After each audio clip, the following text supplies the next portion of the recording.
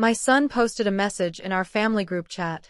We think it's best if Mom takes a step back for now. My daughter-in-law immediately reacted with a bright green thumbs-up emoji. I replied calmly, "Understood. I will respect your wishes and will be stepping back from paying the house mortgage and the $5,000 monthly transfers." That night, my phone erupted with frantic calls.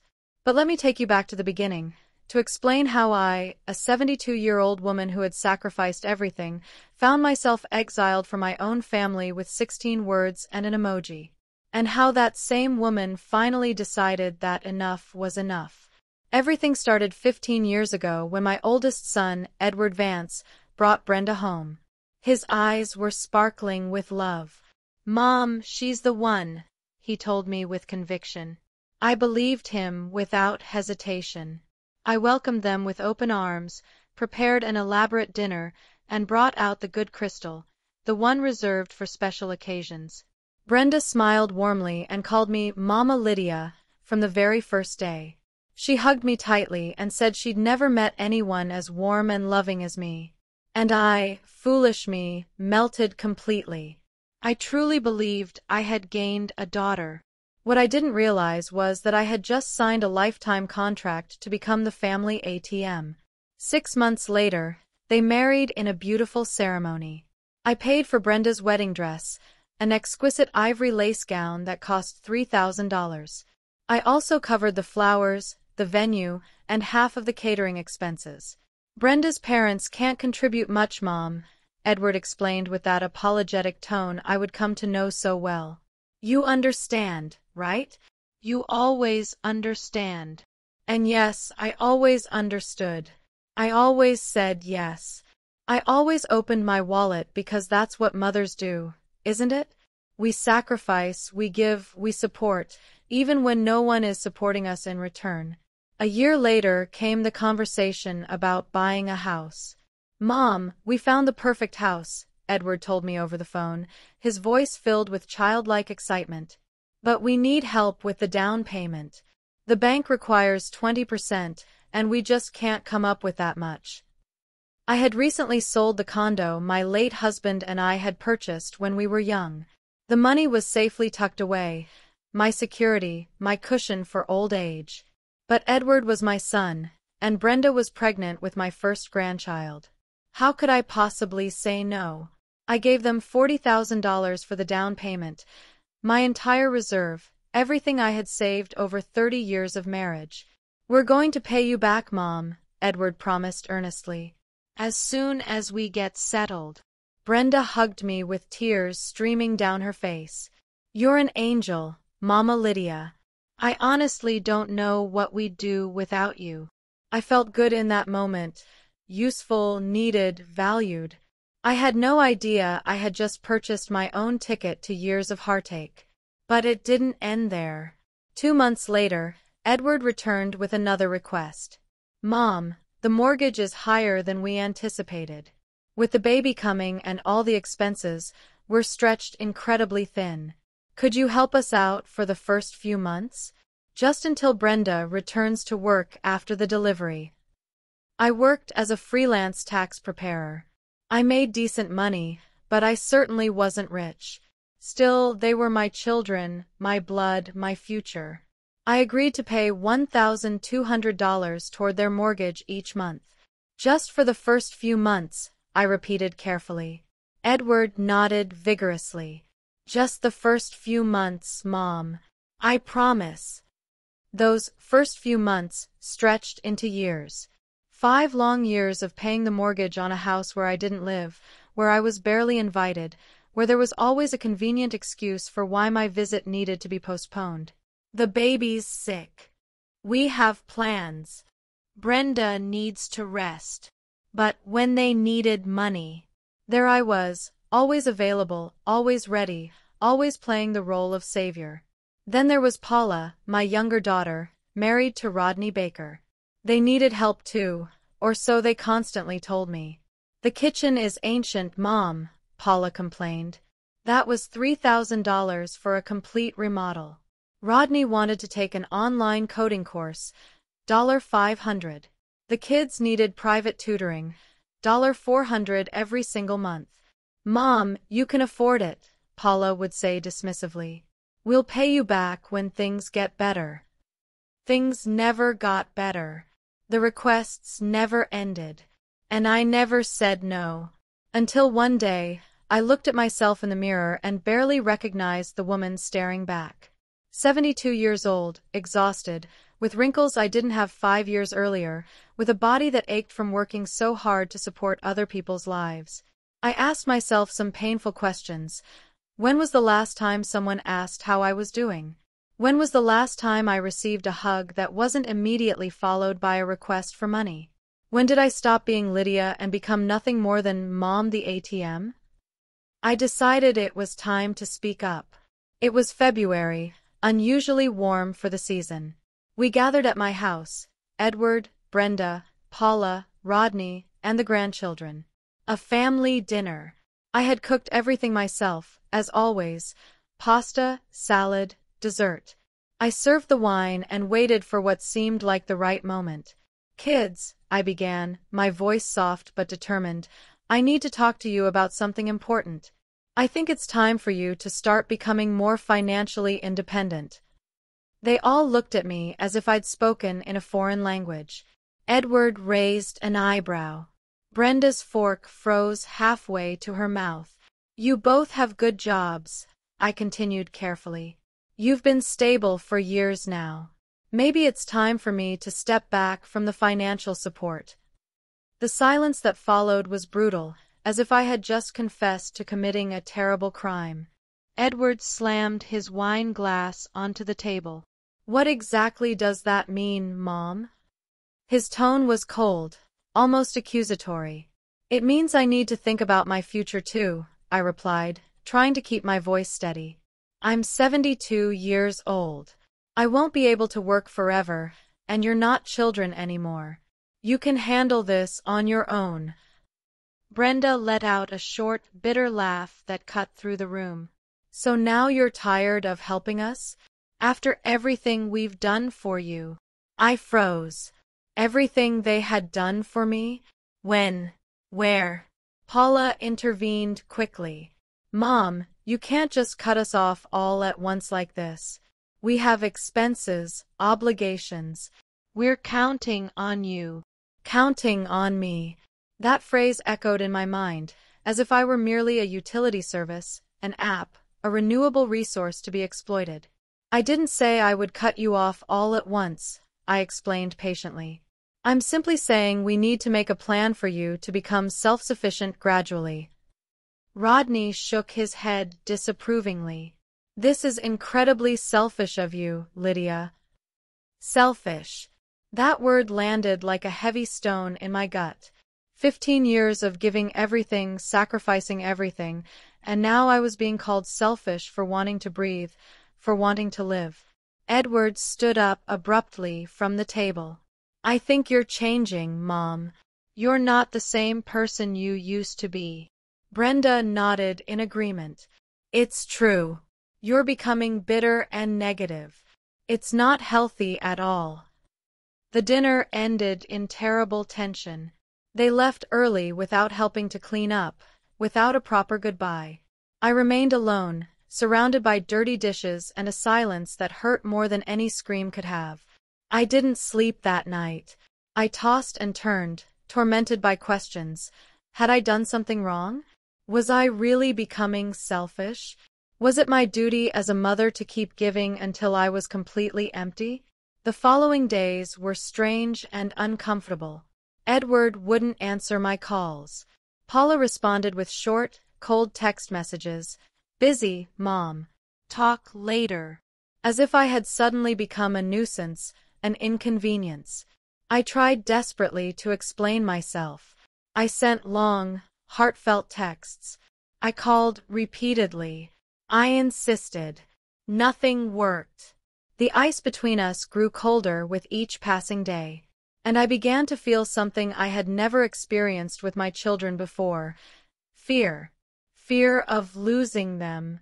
Fear of being left completely alone. Fear that my honesty had broken something irreparable. A week later, I received a call from Brenda. "Mama Lydia, we need to talk." Her voice was serious, formal, like she was conducting a business meeting. "Sure, what is it?" I replied, my heart racing. Perhaps they had reflected on things. Perhaps they finally understood my perspective. "Edward and I have been talking extensively," Brenda said coldly. "We think you've been extremely negative lately. Your comments about money made us feel terrible, as if everything you did for us was a burden you resented." I gripped the phone tighter. "Brenda, I never said that. I simply asked that we think realistically about the future." She sighed, that condescending sigh people use when they're absolutely convinced they're right. "The problem is your energy, Mama Lydia. The children feel it. We all feel it. We don't want that kind of negativity around our family." She hung up abruptly. My hands were trembling. Negativity. Toxic energy. Those modern buzzwords people throw around to label anyone who becomes inconvenient for them. Me, the woman who had given 15 years of her life, who had sacrificed her savings, her dreams, her peace of mind. Now I was suddenly the toxic one, the negative one, the one who didn't belong. 2 days later, things got worse. Paula invited me for coffee. I thought perhaps it was an olive branch, a sign of reconciliation. I arrived at the cafe with genuine hope. She was already sitting there, phone in hand, not even looking up when I sat down. "Hi, honey," I said warmly. She barely nodded. "Mom, this has to be quick. I have a meeting in 30 minutes. We ordered coffee." She kept texting, completely ignoring my presence. "Paula, is everything okay?" I finally asked. She looked up at me with cold eyes. "Mom, Edward told me what you said at dinner, and honestly, it's absolutely unbelievable, after everything we've done for you." There was that phrase again. "What have you done for me?" I asked directly. I genuinely needed to know. I needed to understand what part of this equation I was completely missing. Paula frowned as if the question itself was offensive. "Mom, we give you company. We visit you. We include you in our lives. Isn't that enough? Company, visits, inclusion." As if these were extraordinary favors they were bestowing upon me. As if allowing me into their lives was some precious gift I should be grateful for on my knees. "Honey, I didn't ask to be a burden," I said quietly. "I simply asked for a little more financial independence from your side." She shook her head firmly. "This isn't about independence, Mom. It's about you changing into someone we don't recognize. You're becoming difficult, selfish, and frankly, I don't know if we want this version of you in our lives." I stood up from the table without another word. I didn't drink the coffee I'd ordered. I didn't say anything else. I walked out of that place with the last shreds of my dignity intact. I walked to my car, sat down, closed the door, and there, alone at last, I cried like I hadn't cried since my husband died. I cried for the lost years, for the money that would never return, for the love I had given without measure that was now being collected as if it were a debt I owed them. I cried because I finally understood something fundamental. To them, I had never really been Mom. I was a resource, a solution, a bank account with inconvenient feelings attached. I couldn't sleep that night either. I stared at the ceiling for hours, thinking, calculating, remembering every transfer, every sacrifice, every single time I said yes when I desperately wanted to say no.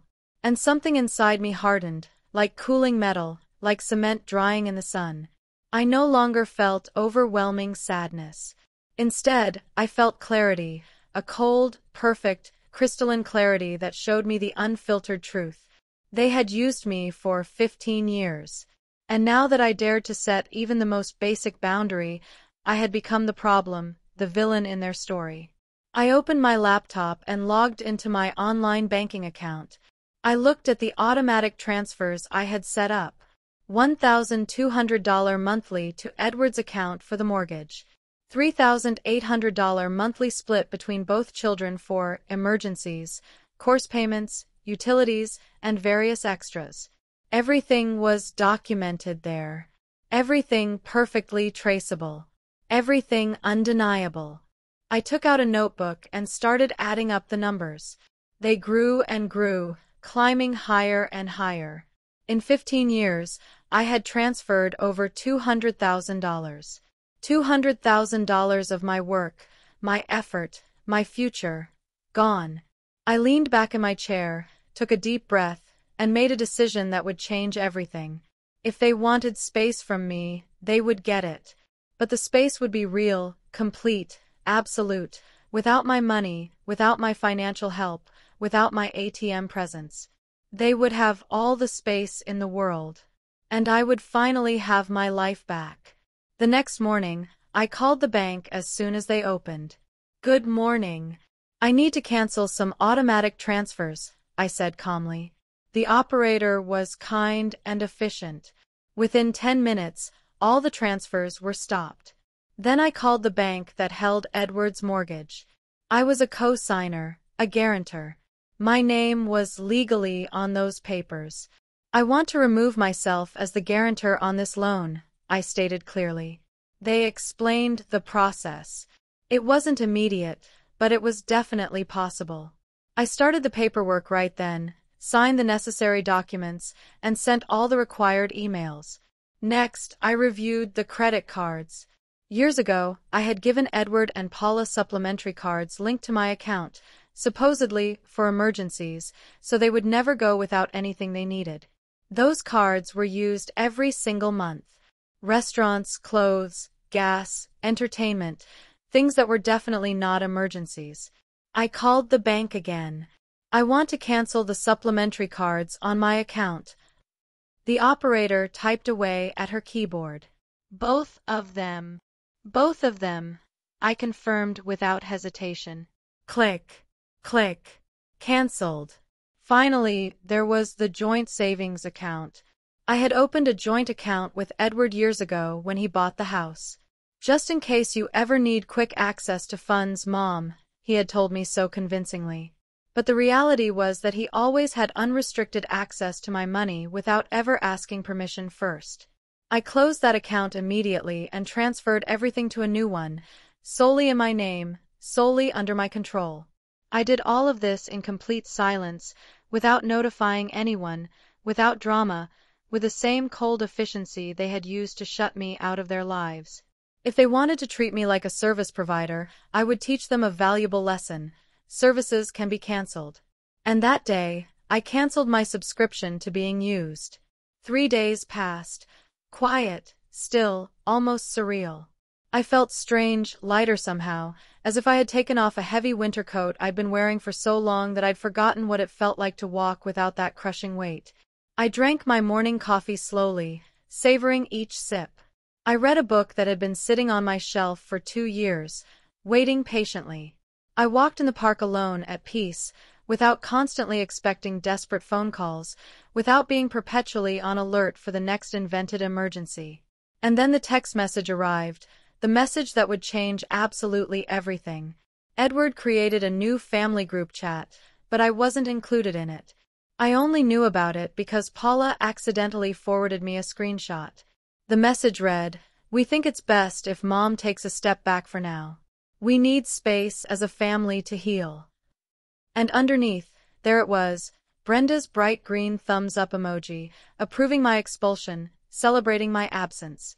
I stared at that screenshot for what felt like hours, though it was probably only minutes.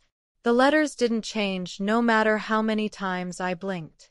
The green thumb remained there, glowing on my screen, mocking me, as if my exclusion from the family were some kind of achievement worth celebrating, as if getting rid of me was a cause for communal joy. I read the message over and over, desperately searching for something, a doubt, a crack, any sign that someone had said wait, or this is too far, that someone had defended me even a little. But there was nothing. Only complicit silence. Only that bright green thumb shining triumphantly in my face like a final, calculated insult. Paula had clearly sent me the screenshot by mistake. That became obvious from the panicked text that arrived 30 seconds later. Mom, sorry, that wasn't meant for you. Please just forget you saw it. Forget it. As if it were that simple. As if I could simply erase the image of my own children actively, deliberately casting me out of their lives with such casual cruelty. My fingers flew across the keyboard. I didn't think. I didn't hesitate. I just wrote what needed to be written. Understood.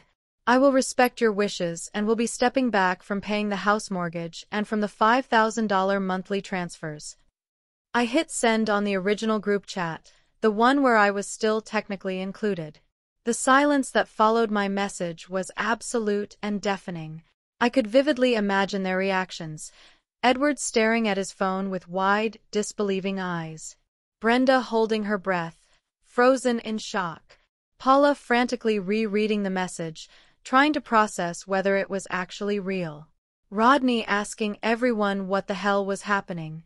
All of them in complete shock because none of them, not a single one, thought I would ever have the nerve to fight back.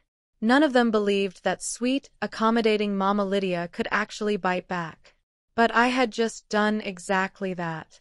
And the bite was deep, deliberate, and would leave a permanent mark. I turned off my phone and placed it face down on the table. I didn't want to see their responses. Not yet. I needed this moment, this silence, this calm before the storm I knew was inevitably coming. I poured myself a glass of wine, something I rarely did in the middle of the day. I sat in the armchair by the window, the same chair where my beloved husband used to sit and read the Sunday paper, and for the first time in 15 long years, I felt something that resembled freedom. It was heavy and painful, yes, but it was also undeniably real. The glass trembled slightly in my hand, but not from fear. It was pure adrenaline. It was power. It was the overwhelming sensation of having recovered something I thought was lost forever. My voice. For so many years, I had spoken only in apologetic whispers, constantly apologizing for existing, for needing things, for wanting something, anything, for myself. And now I had.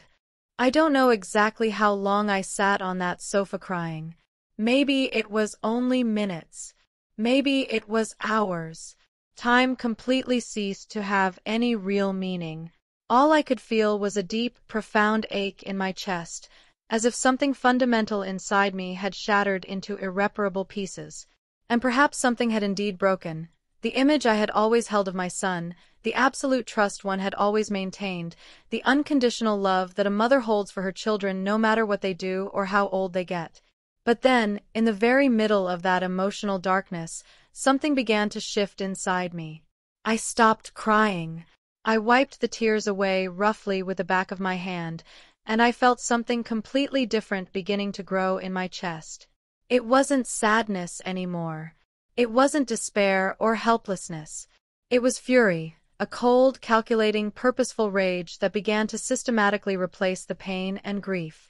Because as I sat there in that empty house, I suddenly remembered something extremely important, something that Marcus didn't know about, something that was about to change absolutely everything.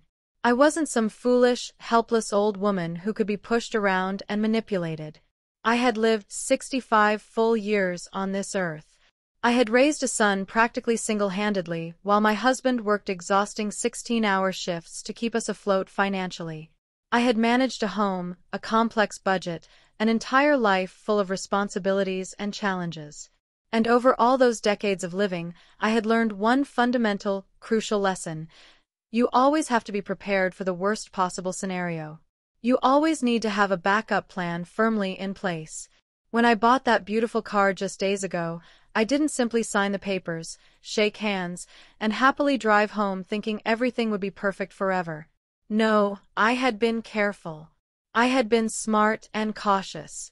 Because even though I desperately wanted to believe that my son was fundamentally a good man, even though I wanted to think he would never deliberately hurt his own mother, I had noticed certain signs over recent months.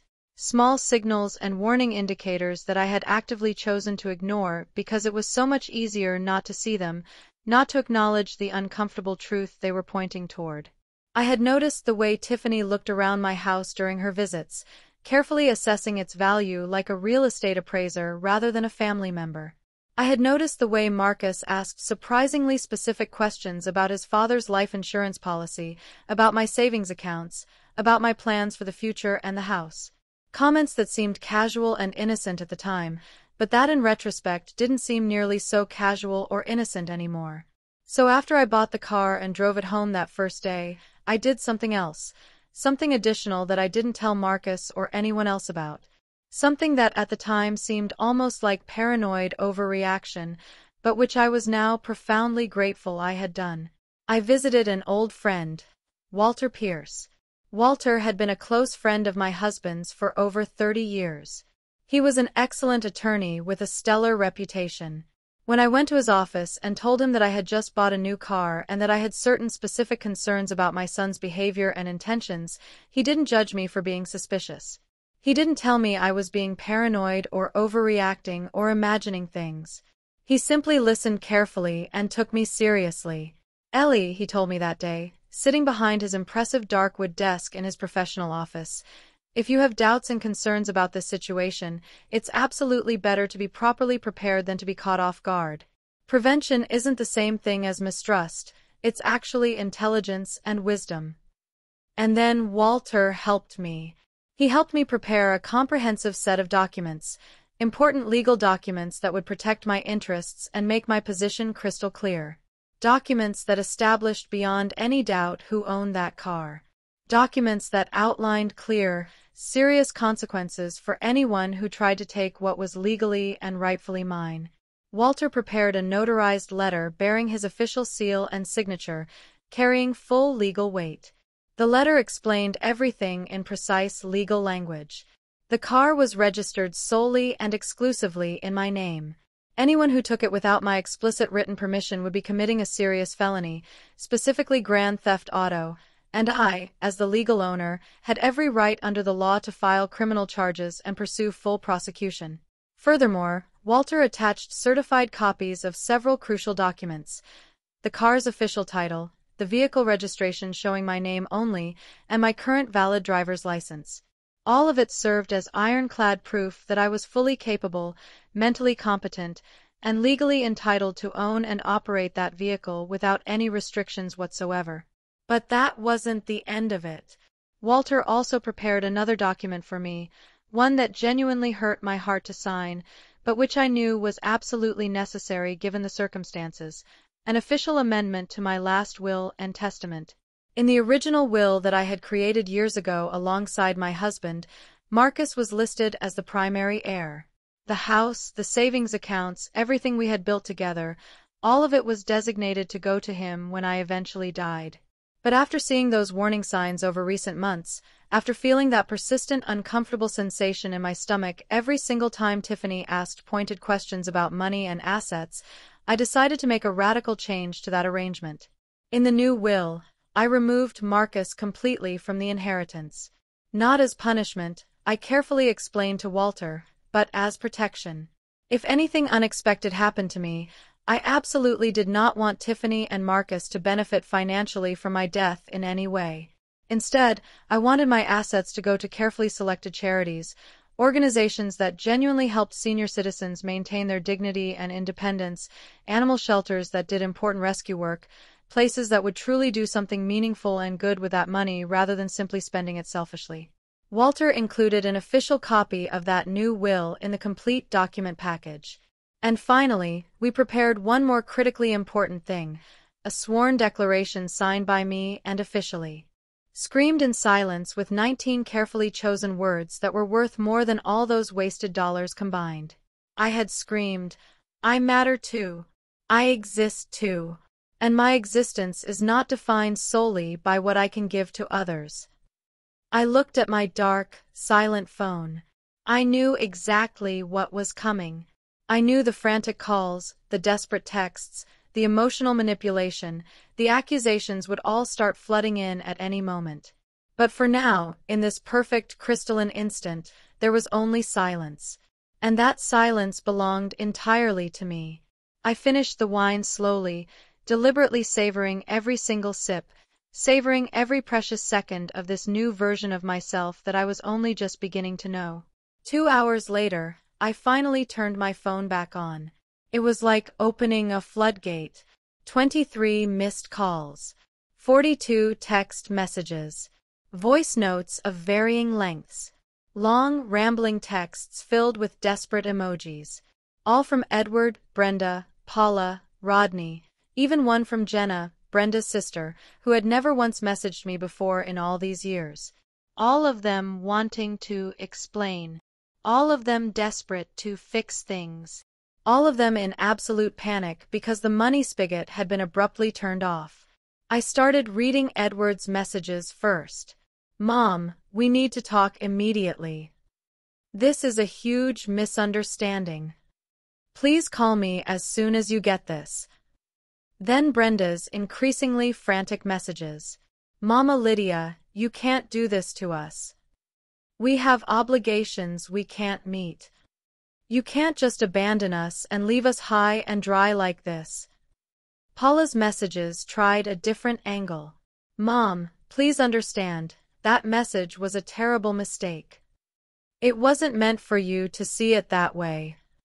We need to talk about this rationally." Rodney's message was more direct and accusatory. "Lydia, this is extremely impulsive and short-sighted. You need to think about this more carefully before you destroy this family." Every single message felt like a stab to my heart, but every word also confirmed what I already knew deep in my soul. They weren't worried about me as a person. They weren't concerned about my feelings or my well-being. They were worried about their cash flow. Not one of them said, "I'm sorry." Not one asked how I was feeling emotionally.